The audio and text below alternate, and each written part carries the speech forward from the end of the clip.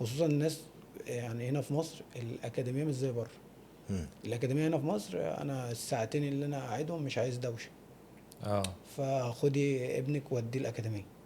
مم. فانت الواد جاي، انت جاي تراضيه مش جاي جاي ياخد تعلمه. درس. انت ايه يا مم. حبيبي معيط ليه النهارده؟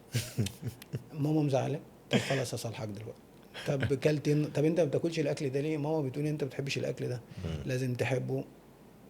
لكن انت بره الناس اللي هي بتاخد فلوس جامده مدربين الناشئين. لو عشان سالت في اي نادي التأسيس. في اوروبا مم. هيقول لك التاسيس هو الاهم. مم. عشان كده اي لعيب بنص امكاني نص ايه بيعرفش يلعب بره، ما بيعرفش يلعب في انديه بره، لما بيجي هنا مصر احنا بنبقى عايزين نعمله تمثال. مم. لكن انت بص بقى في كل شارع هتلاقي فيه اكاديميتين، وكل اكاديميه بتعلي على التانية. احنا هنعمل رحلات. يا عم هو جاي يتعلم كوره، يقول لك بص بقى ابنك بيشوط مدرسة مش الشبكه عارف إيه. ازاي. اه. هو ايه انت، ما انا ممكن ارص لك الملعب مم. وشكله جميل، مم. بس ولا هيستفاد 1%. انا ببسطك انت اللي بره، مش ببسط الولد.